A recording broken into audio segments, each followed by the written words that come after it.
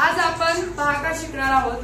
भागाकारला division म्हणतात आणि division मध्ये भाज्य, भाजक, भागाकार आणि बाकी कशाला म्हणतात? म्हणजे भाज्य म्हणजे काय? डिवाइडेड, भाजक म्हणजे डिव्हिजन आणि रिमाइंडर म्हणजे बाकी आणि आपले जे भागाकाराचं उत्तर येतं त्याला म्हणतात क्वोशंट। तर आपण त्यात कसं काढायचं ते आपण शिकणार आहोत। बघा आपल्याला उदाहरण दिलेली आहे। तर 35 म्हणजे 35 भागिले डिव्हिजन बाय 7 जे 7ने आपल्याला काय सांगितलंय त्याला भागायचं, बरोबर? म्हणजे आपल्याला त्याचं उत्तर काढायचं आहे। आणि याच्यामध्ये क्वोशंट कशाला म्हणतात, डिवाइडेड कशाला म्हणतात, डिव्हिजन कशाला म्हणतात आणि रिमाइंडर कशाला म्हणतात ते शिकणार।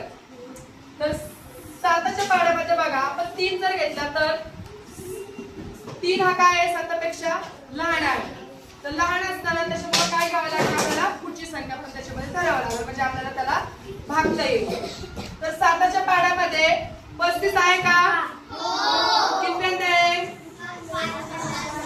5व्यांदा। 7 बघा कसं म्हणायचं?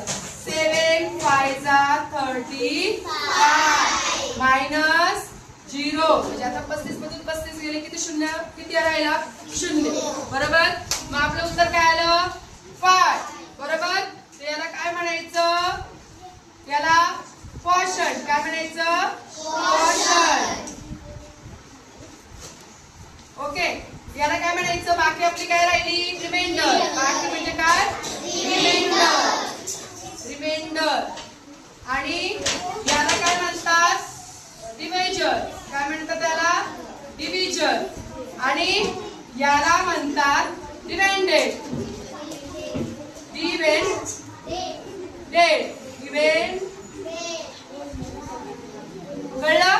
तर अशीच गणित आपल्याला चल संचित करून दाखव। 50 भागिले 8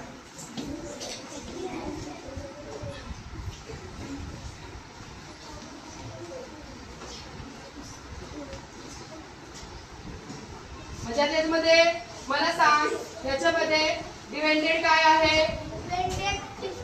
50, ओके। आणि डिव्हिजन हां, ओके। आणि रिमाइंडर 2, ओके। नाइस। चल जयदीप ये।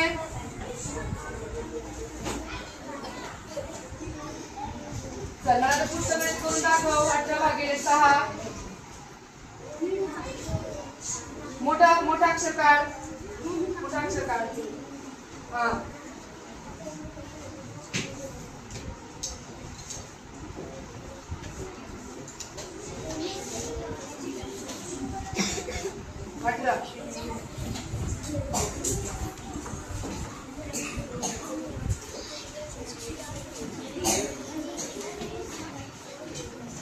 याच्यामध्ये मला सांग क्वोशंट काय आहे?